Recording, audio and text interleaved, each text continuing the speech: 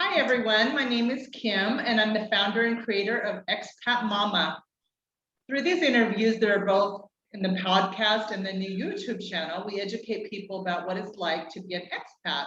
An expat is somebody who leaves their country to live in another. And we're going to tell their stories. So today, my guest is Lizeth Jaramilo, who's originally from Cali, Colombia, the salsa capital of the world. Oh, yeah.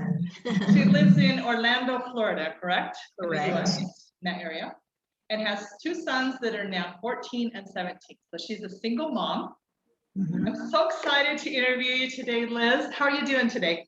Oh my God, I'm so excited. Thank you for having me here, for giving me the opportunity to, for the first time, I think it's actually the first time that I ever speak about what has happened, the transition, that time, what is it, that 1 year sabbatical that I took. Mm-hmm. It's the first time that I ever gonna speak about it. Well, this is gonna be like probably one of the favorite interviews, I am very sure. And we have a lot in common that way, that we're both single moms that have traveled with our sons, our two sons. So, okay, let's start with your roots, okay? Okay. Tell our audience where you're from and what it's like there. Oh, okay. I came from a very happy country. Very happy country. I always tell that to everyone. Just like Mexico, I read it out. Colombia is colorful. It's happy. People are warm. There's so much light over there. But there's also this. I don't know. I think it's a inner thing. We grew up hearing people, there's no opportunities, there's no growth. In order to have opportunities, you have to leave the country, right? So, and I got into it. And at 15 years old, I left. I was actually rebellious. I was not a good child. And because of that, I mean, which I think today that it went through that way, but I made my mom suffer a lot. Oh, no. When I was 15, she was like, "No, that's it, no more. What is it that you want? You don't want to do anything good. I'm offering you everything. You don't want it." And I said, "No, I want to go away. I want to go to where the opportunities are. I want to do something with my life. And this is not it. I don't want to be close to you, neither you. I want to just leave." Where? And I said, "United States." And she was like, "Okay." She gave me she said, "Give me 3 months."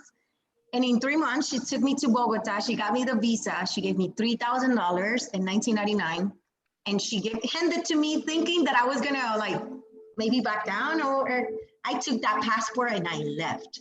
Being 15 with no mom, no nothing. I moved to Miami Beach to a friend of my mom. No, my friend of my aunt, I'm sorry. Mm-hmm. And that's how it all started. And at the beginning, I was depressed and I was like, "Mommy, let me go back. I cannot do anything. I couldn't go to school. I couldn't go to work. There was no papers. I had no English, nothing." But that's how it all started. And then, things gradually started getting better. I started, learning, working, and I was able to bring my family with me. My mom one time was like, "Okay, we're never," because I didn't grow up with her. I grew up with a different family. And at 11 years old, they told me, "Now it's time to move back." And I was like, "Why now? I don't want to move back now. I'm already have another family." And when I moved back, I wanted to like make their life miserable. That sounds bad, but it's true. That's how it went down. And so at 15 years old, 16 now, because I was here for a year, she was like, "Okay, if you give me an opportunity to be your mom again and be together, I leave everything behind in Colombia and I've moved back. I moved to United States with you." And that's how it happened. So my family, the whole family ended up here with me, and then they moved to Canada eventually. Oh, wow, that's quite a story. So your mom's up in Canada now? She just retired, and everything is so perfect. I mean, you think you do these things, you feel a spark to do something, and you think it's because you're being rebellious or no, it has a purpose. And life at the end shows you why. So all of the things that happened when I was 15, I thank God, because now I'm able to provide something for I'm a better person now. God knows if I would have stayed in Colombia at that time. And my mom now, she retired. Now she wants to live in the US. So I was able to receive her now with open hands, and so she's now going to stay here in the US. Oh, that's great. Now you can be together as a family. Okay, so your boys, for the first time in, I don't know how many years. It's been 14, no, what my son has is 14 years. She was in Canada. So now they can have their grandma around. Oh, yes. Oh, yes. That's important. That's important. Absolutely. Yeah, that's awesome. What I want to add is I've been to Colombia and to Medellin, and I'm telling you, that was the best trip that my sons and I ever made. We met up with another single mom that had 2 kids, 2 twins, and we went all around the city and we fell in love with that place. We fell in love with the people. I mean, every time we would go get out of a taxi, people were like trying to speak to us in English, trying to help us at every turn, everywhere. They were just such a solidary, helpful people that just want to help you and so hospitable. Our Airbnb overlooked the whole city. It was just like this dream vacation, and we just can't wait to get back. And the food was awesome. The malls were more modern than the malls in the US. Imagine that. 5 levels deep. I mean, five floors. I was like, are you kidding? And this is Medellin. It's really a luxurious upper end type of city. At least we stayed in Envigado. Yeah, so I think it was a nicer part of town. You know what it is? I think Medellin people love their city so much, and they're warriors because they have gone through wars and everything, and they love so much their city that they have made it what it is today. It's an actual metropolis.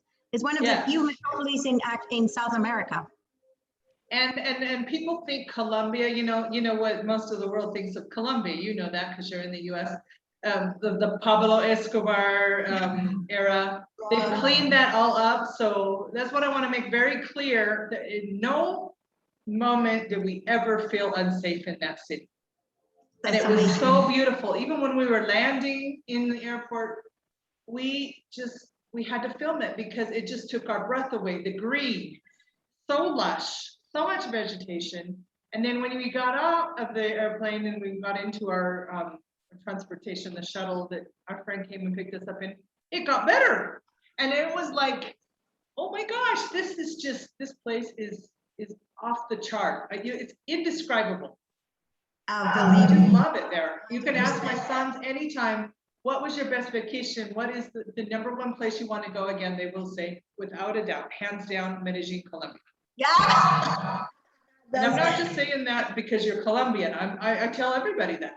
That's amazing. I love it. You see, when people speak about my country like that, because that's what I do when I get to places, and I always say where I'm from, I just want to like throw it out there. Hey, it's not just the third world country you think. It's not just that. No, we got so much to offer.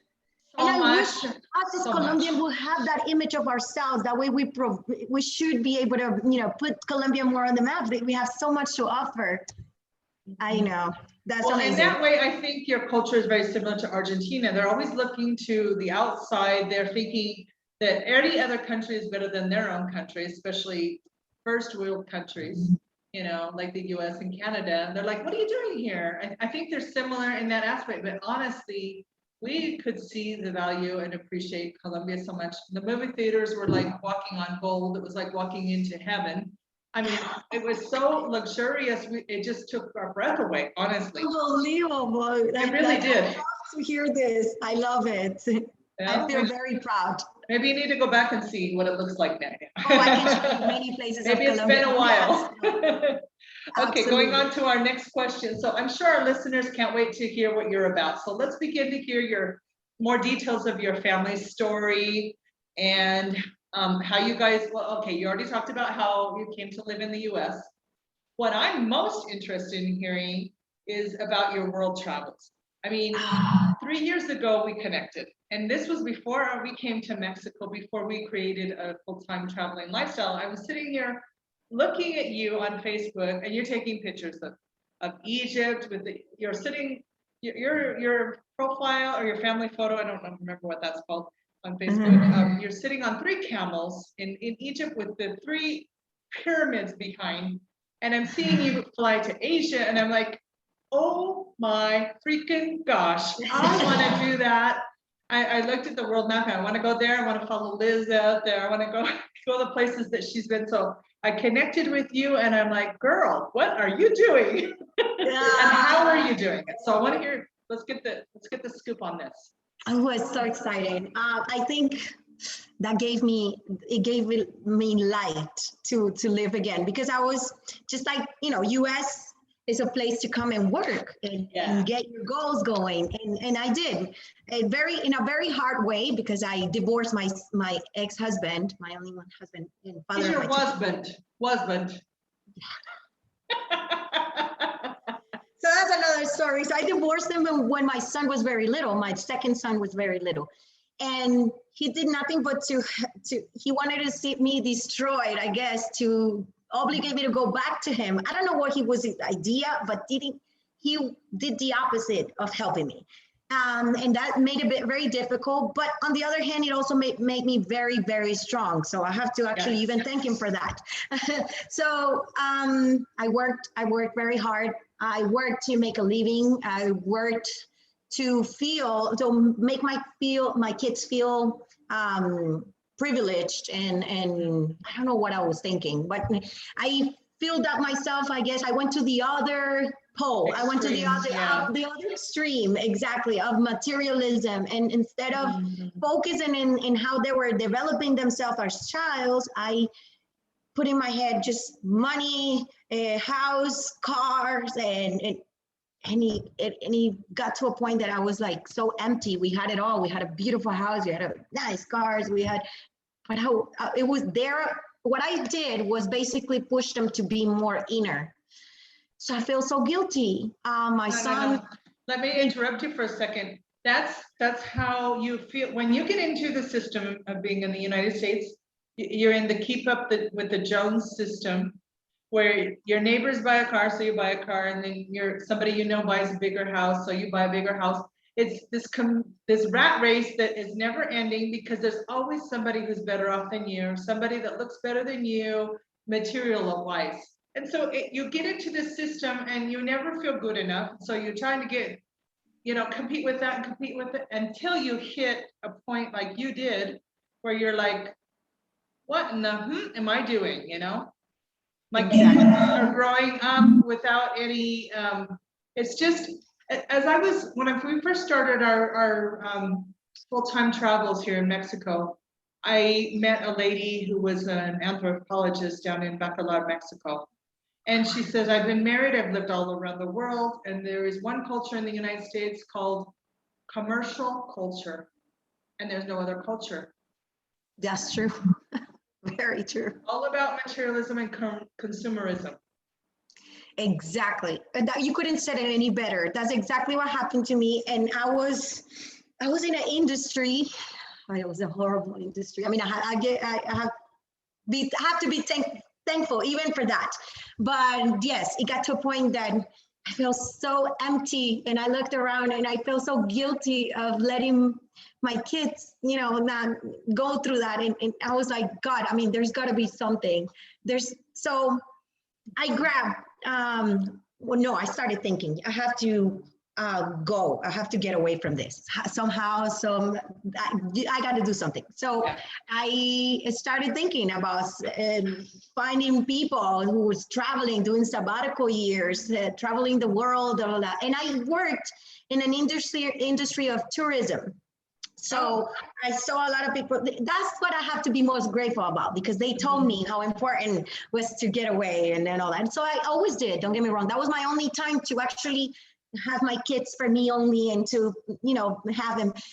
So I decided that I was going to liquidate absolutely everything I had, everything. You don't know how much joy I got from selling these shoes with tags and everything. I had it all colors. I saw each one of them, and each money I got from it, and it was like, okay, so I'm going to use this for maybe a dinner, in Europe or in Asia, whatever it was. And I grabbed places that I heard them talk about. So for example, Sebastian was all about Egypt. He loved history. Up until today, I think he's one day going to become either a teacher or something. He loved history. So Egypt for him was like huge. And my other son, on the other hand, he loved mythology and Greece and Turkey. And so based on I know interest of things that they have seen in school, I wanted to show them in firsthand. So my mom came visit us one time and we opened a bank account. She was being in Canada. She just came to visit. And we both kind of like made an agreement that every Friday we were going to put money into, I put certain amount, she'll match it to buy a house one day, right? But in the middle, 4 years went by after we opened that account and we always kept doing it no matter what. But all of these things that started happening and I was like, I feel depressed no matter what I get. I feel empty no matter what I have, blah, blah, blah. So I told mommy, I'm going to give you back, I'm going to give you half of the money that we have raised together. And I'm going to use that to take some time off with Sebastian Esteban. What do you mean? Yay. So that money that was designated for a house, you're like, I'm changing the purpose of that and we're repurposing that money. Okay. Yes. To travel now. Yes. Well done. Like, that's crazy. But then she understood, she heard me out. And the best thing that I had was a brave mom. Yay. A commercial mom. That's what I guess this is all this coming is because of her. She let me go when I was 15. She gave me freedom. She lets their daughter go when they're 15 to another country? Your mom must be special. Only my mom. So when I told her this, she's like, no. What do you mean? Take it all. And I was like, oh, but that's your dream. She's like, no, take it all. One day we'll get the house. For now, do whatever you got to do for them. And wow, I was like, talking about it. Hallelujah. And I started planning this thing. It was awesome. The whole journey was amazing. Well, we lived, they still talk about it. They tell their kids, their friends, and they don't believe them. Because we lived so many things. We experienced so many cultures and food and landscaping, and we had some great experiences. So where did you go? Let's hear the details and maybe some stories. Okay, I started in Europe. We went to Spain, we went to England, we went to Turkey, we went to Portugal, we went to Dubai, United Emirates, we then went to Qatar, then we went to Thailand. Oh my God, that's the best. Southeast Asia, Cambodia. Excuse me, why is Thailand the best? Huh? Why was Thailand the best? Oh, no, it's not, well, they're all the best because they're all and unique. But Thailand, for me, I went 3 times in the same year. And the last one was to stay because basically when I went there the first time, I found people who didn't even want to charge me for their services. And I'm like, but what do you mean? That's your job, isn't it? Isn't it your job? That's how you make money. And they keep telling me the same thing. Well, more than a job, we work every day to make merit for the blessings that come tomorrow. So if I make my merit in my conscience, tomorrow a blessing will come out, God knows from where, and it doesn't have to be money. I was like, wow. And in a whole country, in the same, and in that same, how do you say, mindset, I was like, wow, I gotta bring my kids to this. So that's one of the reasons why, but I'm sorry, Milu's here. That's my dog. I see something fuzzy appearing on the side. I'm like, is that a feather duster? What is that appearing? She's a cheeks. Look at this. Oh, what a cutie. We're big on animals. So what's her name? Milu. Yeah. Like Miluna. Oh, like my moon. I like it. So that's the reason why I said it's like the most exciting. I will so back and stay. And I met a bunch of expats, not only moms, a community of expats in Thailand. And I think people choose Thailand because of that. And now, were you in Chiang Mai? Is that where you were, or in different places? I went from north to south all the way. Oh, wow. Chiang Mai is the first place that I visit, but there is a place, it's a national park, and there's a community, huge community there of moms that I met there in a national park called Koh Samui, Koh Tao, and Koh Phangan. It's 3 islands that belong to the same national park. Oh my God, that's a paradise. And the best of all is like with $1, you eat 3 foods a day. It's like very. Oh my word. Yes, it's So amazing. it's dirt cheap, basically. I mean, Yes. nobody can. So you once you get there, which the airfare is usually expensive from the U.S. or from the Americas side of the world. Once you get there, then it's super cheap. Yes, You just got to get there. And the airfare is pretty cheap too. I have traveled to tell us about that. for $400, $425 back and yes, from Orlando for I didn't know that. Yes, it's very cheap. Oh, It's very wow. Well, traveling in general is very cheap. I think we have that myth that traveling is expensive, but it's really not. What is expensive is to do it structurally, like the way they told us in Expedia or in hotel.com, that they make you want to go for a week only, and a week going back forth from the same place.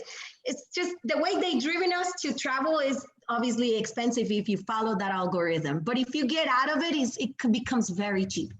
Yeah. Another interview that I have a friend named Christy who's traveled full time for over 8 years, I think. Now she's back in her native Canada, but I'm sure very soon they're going to start traveling again. And she does it with her kids, another single mom. Anyway, she said the way a lot of North Americans think that travel is like the all-inclusive resort and you pay for the expensive airfare. What's different, the way that we travel is called slow travel.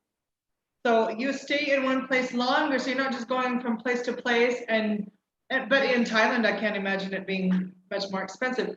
But people don't get that it is much cheaper to travel full time than to stay in a country like the US or Canada. Oh, yeah. The way we travel. So we're all on board about teaching people that, I mean, if you're paying a mortgage, if you're paying, list the things that we have in the United States, insurance, whatever extracurricular things our kids, childcare. You said, I saw here that you had put that at one time you were paying $1,000 a week in childcare. Hello. And this was back in 2004, 2005. No. I mean, how was I? Of course, I was going crazy. Of course, I was always a mad mom. I was always upset. I was going off on my children. Out to the max. Of course, I was drained. I was just dying here. How am I going to pay my rent if I have to pay $1,000 just for one? The other one, I had to put him in a private place, but you never know if they're secure or not in places. Exactly. It was a challenge. It was horrible. It was bad. I wouldn't go through it. I wouldn't want. But we add that to our list of experiences, Absolutely. and especially as single moms, gives you a greater appreciation. So continue on with your travels. So now you're in Thailand, and then? From Thailand, what did we do from Thailand? Well, we went to Cambodia and Myanmar, but then that's when my older son said, it was too nice, Mom, but I want to go back. I want to go to the movies with my friends. I want to be able to, have friends in general. I was like, no, please don't. And I ended up coming back because of that. I didn't want to go against them. I understood that it was my dream more than theirs. And I just wanted to bring him in. And I guess my main thing with this was to take him out of that virtual life that it was going on for them. And I wanted them to experience the world firsthand, like take on and, whatever it is that they were doing and focus on what they were doing and seeing people and talking to someone. That's what I wanted to do. But it was time to go back, I guess. And it happened. And I had to go back, and I was telling you, I was very depressed when I came back. I was like, I couldn't understand. It broke your heart to stop traveling, right? It broke my heart to come back to this, because I asked God before I left. I was like, I want to, first of all, with this trip, not only to show my kids that, but also for me, for myself, I want to learn something from within that I can share with others as service. What that is, I don't know, because I didn't come to this world just to sell real estate or do mortgages. No, actually, I have a spiritual goal. I don't know if you want me to talk about it. Of course. Yeah, it's very But- clear that you have that. Mhm. There is a place called Autoville. Have you heard of it? What's it called? Autoville. No. Okay, so Autoville is a place in India that does not belong to India, Oh, but it is just like the Vatican that is in Italy, but it doesn't belong to Italy. It's the same way. And this city is a city where there's no politics, there's no money, there's no, it's a self-sustainable, there's no religion. And it's basically, I believe, and I've heard too, I read, you go there for, it's kind of like a self-call. Now, when you go there, you have to know what you're good for, what you came to bring to this world, to add to this world instead of taking. It teaches you. So so my main goal when I left, besides my kids, it was also to learn what it was from me that I can provide to others. Like if I go to Autoville, I will feel great to be there because I had something to bring to that community. a gift. That's what my You're offering your gift and your calling. So I took off on this journey, and every city, every country that I got with them, I wanted to stay. I wanted to like, oh, this is a place. I would love this place. I love these people. I wanted to live here. But I kept doing that. And when I had to come back, I was like, okay, what happened, Lord? I mean, why you bring me back here? So that means I didn't learn my gift. I didn't do anything. Now I have to come back. And I started getting depressed, and I was crying because I didn't know where to go from here. I didn't want to go back to building a house and none of that. Yes, it was go back to the materialism part. It was not an option for me, but then I had to do it because of my kids. So it was this controversial time, and then I kind of got guidance. It came through a whole different level. But now, just so you know, I do have a house, yes, but it's not for me. I understood this time. It was to, how do you say sembrar? To sow seeds, to plant and sow. Mhm. There you go. There are times to harvest. No, I'm trying to look for the Harvest correct. comes after you sow. They have you sow the seeds or you plant them and they grow and then you harvest them. Exactly. So when I was out doing all of these things, I was kind of like enjoying everything that I have worked for, but my mom did too. But now I understood that they put me through here because there was still a job to do as a mom, because we are basically a backbone of our families. We're the ones that give that unconditional love. We're the ones that stick together, make the families stick together. We are the ones. So when I understood that, I had to pay back my mom, for example, for everything that she did. And it's been 2 years since I came back, a year and a half. And in this year and a half, things have suddenly, out of the sudden, like on their own, I will say, opened up. And I was able to now receive her here after retiring in her house, the one that we worked for so much to get, and she gave it all up to me. So now that I'm here, I understand, yes, I'm working, but towards that purpose, but it's not my purpose. And once I'm okay, I'm satisfied with leaving, putting those seeds out there for them, for my kids, for her, for my dad, for my family, which is the reason why they got me here, then it will be time to leave again. I can't wait. Your story is so amazing. It really is. It's fascinating. Thank you. Okay, let's go back to your travels a little bit. And by the way, you have different purposes. We have different purposes as mothers. And our purposes aren't always glamorous. Like when you go back to something you didn't want to do, like go back to the US. I had to do the same thing last year, and I'm like, what am I doing here? I hate it here. I'm looking at the screen and my face is all orange here. Can you see that? Oh, okay. Funny. Got an orange alien interviewing you. I love The aliens. focus is on you, it's not on me. So anyway, you know, it's not always glamorous. You had to, and then you brought your mom here, which, wow, I mean, that's awesome that your sons can have their grandma and the grandma can enjoy their grandsons. And the same thing happened to me. I was just like you. I'm like this nomadic spirit. I just want to travel around and explore the world until we came to this area. And my boys were like, Mom, please stop traveling. We want to stay in one place. And the same thing happened to me. Like my heart was broken. But then I started looking around like, why do they like this place? And within 2 or 3 days, I'm like, I love this place, you know, where we ended up. And it's a community that we've been able to create with awesome people.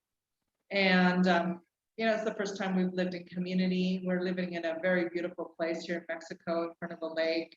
I mean, it doesn't get much better than that. Perfect weather. It's like living in the land of Camelot. It really is. In the rainy season, you only get a month and a half of summer of heat. It's May is the hottest month.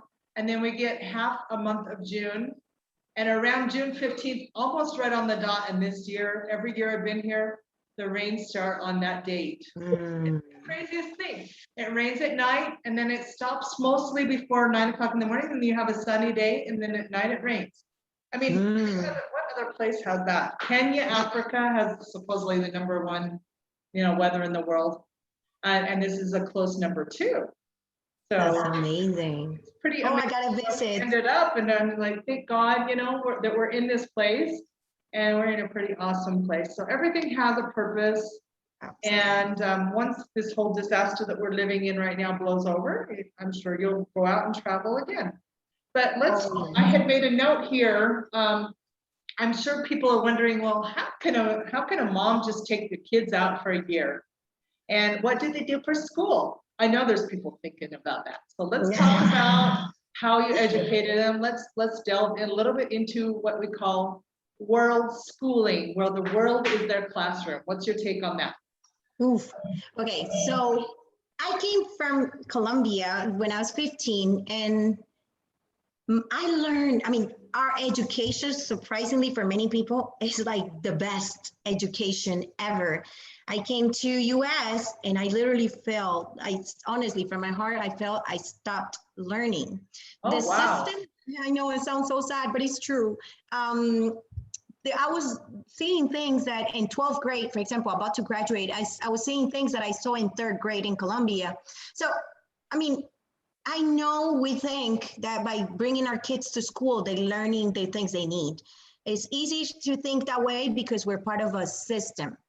And we're structured. We learned that our parents taught. It's exactly what we should follow without even sometimes questioning it. And I've been a rebellious. I've been a rebel of that. And you know, I go with what my heart like. It inspires my heart. And knowing that from firsthand, I knew my kids were not only not wasting their time because they were also socializing, and I'm sure they're there for a reason, but that's not the kind of the values that they'll learn, what they will integrate as their persona and all of that. They don't take it from a controlled, a structured system. They don't do that. We cannot teach all our kids the same when they are not the same. They get inspired by different things. They get measured, you know, equally when they're not the same. They're all different and they got their own thing. So when I saw all of that happening, I was like, I gotta take him out of this. And taking him 1 year out of school is not really a big of a deal. They can go back to it the next year and just simply do it and recap. So I told them, and I told their dad, which was the biggest challenge, you know, I don't feel they're really learning anything. And I think they will learn more. And if I take him into places and experience firsthand to real places and real cultures and real history, I think they will learn more. And he was like, I couldn't agree more. I agree with you. Hallelujah for that. Yay. That was the biggest hurdle that you had to get through. The biggest obstacle is convincing dad, because did you also have to have him sign the permission for you guys to travel? Okay, that's another thing. That when you're single mom and you, or a mom, it doesn't have to be single. When you've got a partner, when you have a partner that that you have the kids with, okay, whether he's part or he or she is part of your life, when you take a kid internationally, you need to have permission. And that's a legal permission that you have to get done. And or else the kids can't cross the border to go to another country. They can't get out or into another country. So you needed to get that.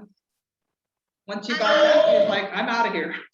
They never asked me in any country that I went with my kids. They never asked me for that permission. I got it more because I needed to have it just in case, because I didn't want their father, which was not my best friend, to then say that I was kidnapping them or I was doing something against him. And so just because of that reason, I got that written note, and it was a written agreement that I went with a notary and I had it done.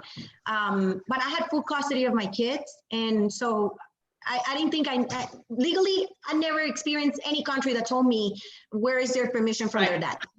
Never. But you have to have it just in case they ask. Exactly. Because once I started traveling full time, they saw all these passport stamps and everything. They're like, okay, they got into one country, no problem. We had no problem getting into Cuba and Colombia, because they could already see that, I mean, they would have checked it before. And Mexico was the most lenient of all. Now, I don't want to say that. And of course, people are going to travel without papers because I said that. No, you need to have the papers just in case. Yes, but the only thing was that I never experienced somebody asking me for it. But yes, I had it with me. Of course, I had to do things the right way. I had to get everybody's permission to do it. But it was pretty easy to get through without it. Yeah. I just had it just in case. That's awesome. So what is world schooling, for example? Okay. World schooling, I think is a must. I think everyone should take off and do it. World schooling, it's experiencing everything, not from a book, not from just one part of the history. World schooling is opening their mind and their hearts to everything, to have faith and see what marvelous and what amazing this world is. We are full of fears, imposed fears from grandmas, from governments, from everything, and we pass it on to our children. So world schooling, I think, is the jaque mate, I say, it's the end of checkmate. That. It's checkmate. There Game you go. over. The game over of those imposed thoughts. I think it's putting that seed of freedom in them to challenge all of that and go out there without fears to I don't think we were made to just stay in one place, to be honest. The world is so amazing. The people keeps getting better every time you go further. So it's just that is world schooling. World schooling is learning everything that they need to learn, that the world want them to learn firsthand and with the hand or protected by the person who loved them the most. I think that's so how beautiful. Oh my gosh. Right? I think that's this is gonna be my first podcast where I like no, but seriously, that's so touching, because basically you change the classroom, the structured classroom, which instills fear and indoctrination of a system into these. And by the way, the US public system and many others public school systems throughout the world were based on the Prussian school system. I don't know if you know anything about this. It's the most outdated system there is. It was designed to teach people how to obey and just follow orders for soldiers. I think times have changed a bit since then. Do we really want our kids to be soldiers and just do whatever? And that's how jobs were created.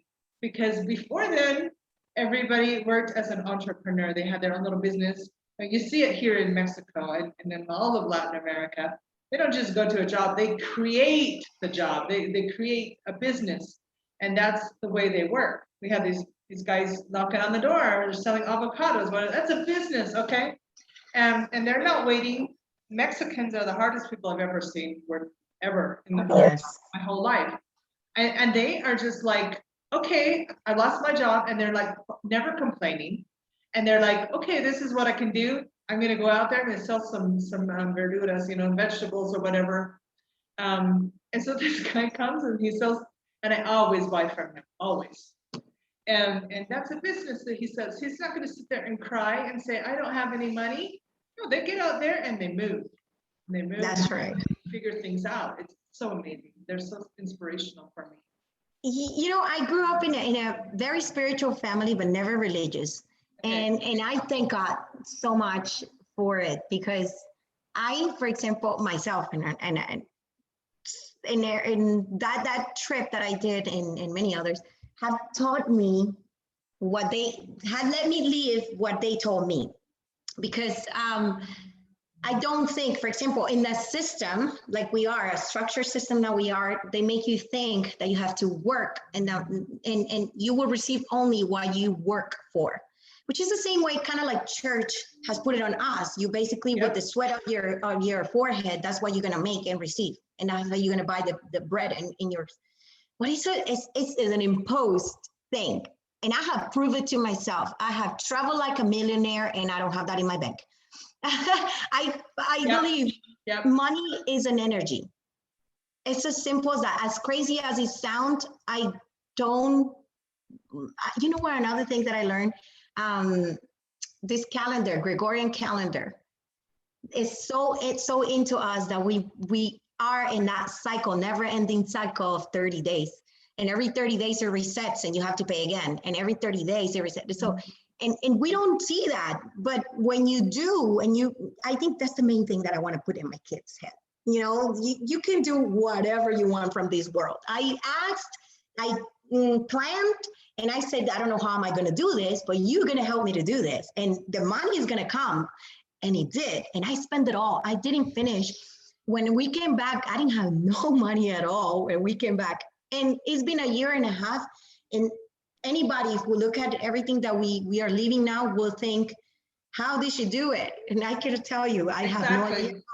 But it just happened. The universe, God, whatever you want to call it, there's an energy out there that helps you achieve your dreams and make those dreams come true. Yes, absolutely. And the money will keep coming, sometimes from places that you don't think or don't know or ignore. It's not always from my job or my hands working. It doesn't work that way. I found that to be true too. To myself. So, but that's the biggest fear for people to do something like we did or we are doing. Mainly is the fear of the money. Yeah.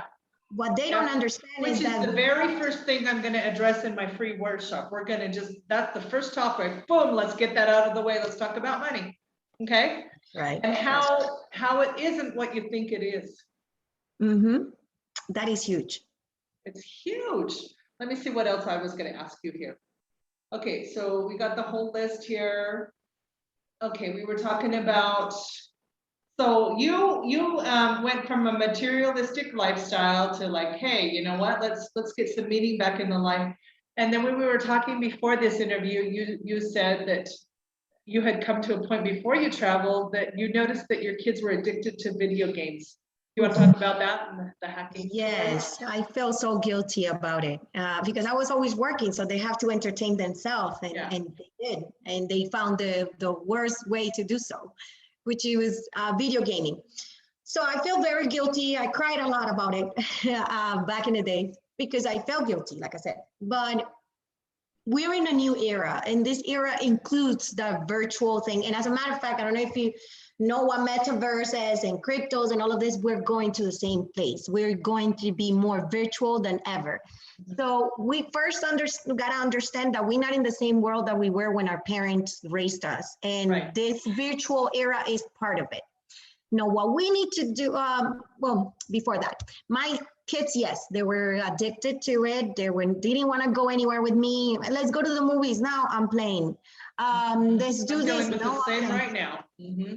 And I felt worse and worse about it because I felt guilty. But instead, my son, I noticed that now that I'm more conscious, I am able to do things from within, right? Create them and let the world do it for me. So when I say this, unexplainable things has happened. Yeah. I was saying Spanish that, mode. yeah, I'm sorry, my English is. You're doing But great. my youngest son they both were very addicted to video games. But my youngest, he's been a brain. Now, this one is a hacker. He has done, even in Roblox, he created these administrative accounts and he was able to take money, Roblox money. Roblox money, Roblox, which is the money that he was able to hack this administrative account, take the money out, put it into his character and close the administrative account. It's like crazy things. He's done crazy things. So he was very crazy and good at it. And he was so into it. And one day, just out of the sudden, he also said, this is not for me. I cannot continue this way. I have recently bought him a $3,000 PC that he asked me for gamers, for like good gamers. I don't know what to call it, like elite gamers. And he was the best. And one day out of another, he's like, sell it. I don't want it anymore. I don't want to come to Jesus moment. And I was like, wow. Up until this day, I still something happened there. Something happened. And I think that something, it was some way or somehow, like it answered my prayers. Forget about what it is, or put it in a name, whatever it is. As moms, something there hit home in there. And now he's not even playing. He's doing different things. He's being a teenager. So it's not the same history it's not the story, I'm sorry, for the big one. But the big one is more conscious now. He's 17. He knows he has responsibilities. They have turned out to be, what I live with them is now harvesting the seeds that I created during that trip. And I think they're going to continue to happen through their experiences without even them. Let me add something to that. This morning, in fact, I was, my older son has become independent. He's 25. And this morning, he stayed with us. He tends to like to hang out with us now that he's left. Oh my God. So he comes back and he stays with us. And, he stayed with me last night. He woke up this morning and he says, Mom, I'm not afraid of anything. And I know it's because you brought us abroad and we traveled to all these places. Mom, I feel like I could be anywhere in the world and not be scared. Oh my gosh, that is huge. That is all. Remove those fears that we grew up with and the whole world grows up with. It's all documentation. It's all in here. It's not really what's going on. You did your job. Thank you. And you have too. You have too. And moms, we gotta continue. That's why when you told me about this interview, I was like, God, thank you so much, because there's moms out there that need to hear this. That's the reason. That's our duty. We have to be able to make kids out of fears and let them be bright, let them shine without and let them be free and let them, I'm all about freedom. I let my kids be themselves. Yes, I guide them. And even my teenager that's 15 says, Mom, you never tell me what to do. And I said, because I think you need to figure it out on your own. Now, when you're about ready, the dog, for example, the other day locked us, he pushed in, we have a house that's a little bit complicated in the front door, and the dog wanted to get out, but he's made a hole in the gate to get out. So we have to keep the front door closed. And so my son, his solution is to put 2 beanbags down and jump all the way from the balcony down to the bottom and try to open the front door. I said, oh no, that's not happening. That's where I say, okay, when I see danger, I'm sorry, but I'm not going to let you figure that on your own. That's what I'm going to say. Okay, enough is enough. But I'm going to let you, and when we traveled, especially, I don't know if you did the same thing with your sons, I made them my co-pilots. Like, this is a family decision. This is not all on me, all what we're going to do. What are we going to do, guys? What are we going to do? And I gave them the accountability. Like, what do you want to do? Mom can't decide everything. Let's decide this. And whatever, we let the chips fall, and whatever consequences happen. Sometimes we make good decisions, sometimes not so good. Sometimes we made disastrous decisions, but we were all co-participants in all of the family decisions. That's the way I raised them. And that is basically telling them your opinion matters. You building their Exactly. self-esteem. There, you let them then go through falls. We all fall. We all go through, how do you call that? Ups and downs. And it's okay to be down, and it's okay to make a bad decision. Anyways, what comes after a bad decision is to put your, how do you say it? It's the struggle, you have to live it because you created it, and that's fine. We're gonna go through life going like this. Failure is just part of it. And it's not just to go off on them at all. No, you have to go through it. And just like we all did, right? That's how life is gonna be. Yeah, and we shouldn't protect our kids or overprotect them from stuff. And my mom was like criticizing the way I was, you know, when she was alive. Like, you're very lenient with your boys. And I said, no, you may see it that way, but we're in a different generation right now. I make them responsible for their decisions. And they're gonna make a lot of mistakes. And I'm not gonna be the, don't do that every step, you know? I mean, and besides that, it's exhausting to be that kind of person, you know, as a mom. No, yes, that's amazing. I love it. Well, you're the same way. You're exactly the same way. So let's go ahead. And so, for example, what are some of your hobbies and interests? And we're going to wind it up here.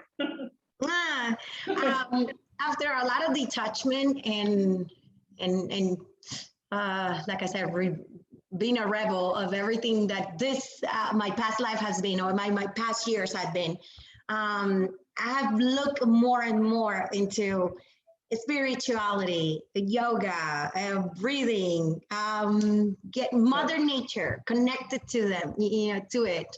So I'm learning. I'm doing a lot of.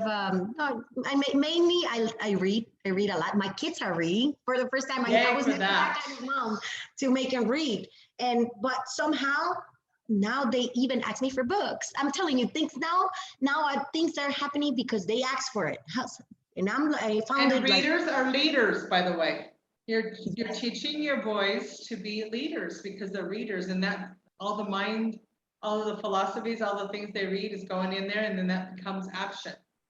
Absolutely, absolutely. And so that's my main thing. I do a lot of yoga, meditation. I'm teaching my youngest son. The last weekend we were learning how to meditate, for example, and not because they see me doing it. I mean, not because I imposed it to them. It's just that they see that change in me. I was always the mad mom. I was always upset. I was always stressed. That's not the same mom anymore. Mom don't go by time or by space anymore. And they like that. They like this kind of tranquility and being able to speak, not scream. They have freedom to be themselves. And they like that, so they're looking for that even more. And I'm more excited to learn, to teach them, and to show, I guess. You're a good mom. Muy buena mamá. Oh, tan linda, tú también. Okay, anything else you want to say to wrap things up? Thank you. Any concluding thoughts, final thoughts, actions, criticisms, anything, feedback? No. My main thing is to thank you. You don't know how much I see myself in you. I look forward to what the future will bring. Don't think this is just it. Out of here, I'm guarantee you we're going to find ourselves in our way somewhere else in the world, if it's not in Mexico. Well, you know, you're invited to Chapala, Mexico anytime. We've got room in your house, in our house for you, for all three of you. Thank you. I appreciate you. Yeah. And keep doing it. I'm going to keep following your path and doing more and keeping you aware of what I'm doing too. And hopefully we can build a bigger and bigger communities of moms out there, brave moms, give pointers and listen to other stories and learn from them too. That's what we want to keep on doing. So thank you for doing this. Thank you. The honor was mine. Honestly, it was. You did a great job, and your stories are awesome. You really shared a lot of valuable nuggets in this. Thank you. So I'm going to go ahead and end this, and thank you. Muchas gracias. God bless you. Gracias a ti. Un abrazo.